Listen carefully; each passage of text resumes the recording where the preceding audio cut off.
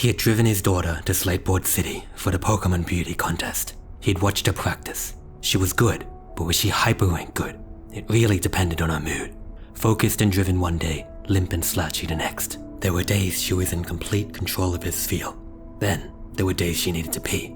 He had been giving her helpful advice. Use Dive to go last in the next round, then jam the other contestants with Hail. When you're nearing 5-star excitement, use Ice Ball to unexcite the audience, making it impossible for the others to maximize their appeal. And the Hail from the previous round will synergize as Ice Ball, forcing the other kids to double down on jamming you if they're not brain dead.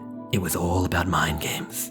Obviously, Pollyanna and her Pichu were the crowd favorites. The introduction round wasn't going to be a fair fight, but the secondary round was up for grabs. Pollyanna was already a hyper rank in the Pokemon Cuteness contest, but she basically relied on acting dumb and flashing panties.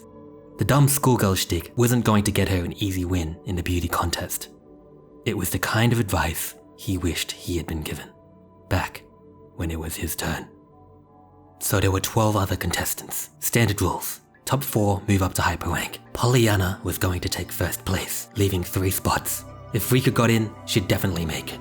Last Tori and schoolgirl Sienna were older, and if they got picked for seniority, they'd only leave 1 spot. It'd be close. Dad says this to her. Whether you make it to hyper rank or not, you have to keep practicing. You can't get lazy and fat if you do make it to hyper rank. It just means you have to try even harder for the master rank. It's an entirely different league in Lily Cove.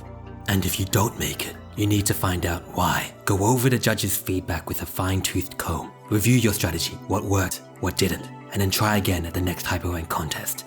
That's what this is all about. Teaching his daughter resilience. That is life. Besides, they're not going to let someone who's too good stay at her current rank forever. The whole point was to give everyone a chance, and somebody who dominates the contest would make everyone unhappy. That's also life, but it's not a lesson he wanted her to have to learn. The Slateport City contest hall is a lot bigger than Phalabor's or Verdant Turf's. This is how you know you're playing with the big kids, Dad says. She's too busy looking at the ground and picking her nails. I'm feeling sick, she mumbles. I'm feeling really sick. Those are the nerves, he says. You need to learn to master it. I can't go up, she pleads, something in her tone making it into a question. Let's just go. He looks at her as if she just spat in his face. Dad, this place is so much bigger than the others. The crowd is like a bajillion times bigger. You'll be fine. Just focus on your routine. You're alright.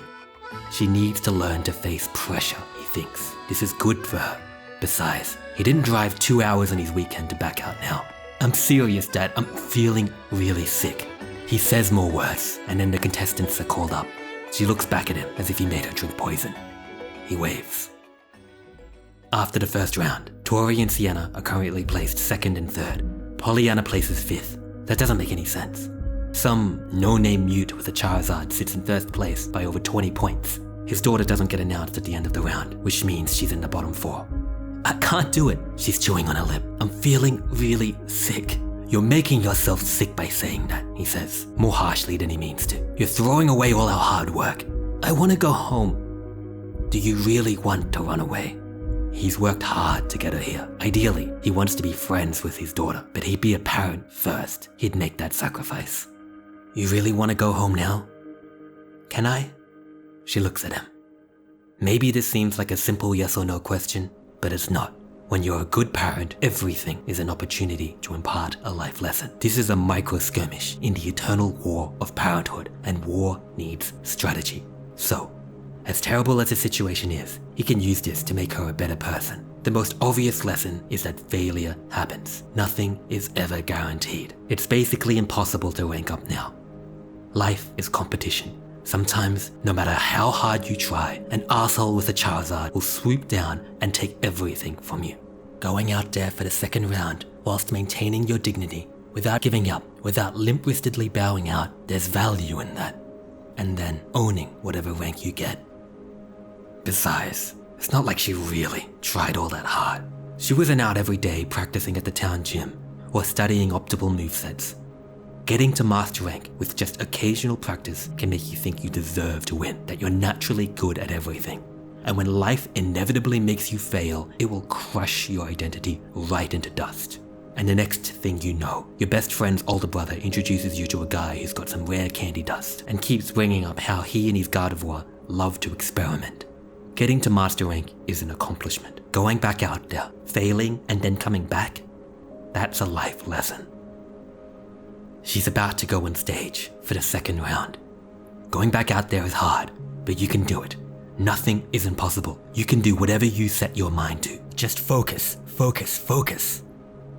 He keeps talking, saying more and more words, but it isn't enough to stop the inevitable thought. You're about to fail at Pokemon again. Did he ever tell his daughter that he wanted to be a Pokemon trainer when he was her age? Of course, he tells himself that he hadn't wanted to be a Pokemon trainer that much, but with all that wasted time and lack of effort, it's inevitable that he'll never be a trainer anymore. Watching her try and fail the same way he did was like failing at Pokemon training twice. There were no more chances for him, but his daughter was like 1,000 open doors, leading to all sorts of possibilities that were now closed for him. He's not going to be a Master Rank Pokemon trainer anymore, but he could be the father of a Master Rank Pokemon trainer, and he'd be in the front row of all her contests, sitting in a kind of fulfilled contentment, giving some sage advice every now and then. Everyone would know it was his effort that got her there. He's not saying he's Father of the Year material or anything, but that's because he wouldn't need to say it. She's raising her arm to direct her spiel. She's gone back out there. She's giving it another go. This is what it means to be a good parent. Seeing past the surface, striking at the core issues that will make her better, tempering her into a strong woman, and maybe getting some of the recognition I deserve. She stands there, silent. Everyone is watching her. Something is wrong. And, like some sort of nightmare, he watches his daughter throw up on stage. There it is. I am a failure. Somehow, he had gotten it into his head that his daughter's success would keep him from getting old. He had failed at being a Pokemon trainer. He had failed at everything else in his life, and he was proving to be just as mediocre at parenthood as everything else.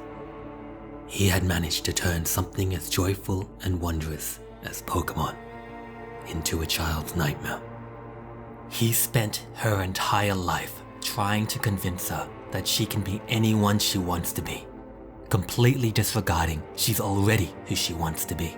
Instead of being a guiding hand, he had been just another one of the bullies in her life, chipping away at her foundation until there was nothing left, making it harder to be fulfilled and impossible to be happy.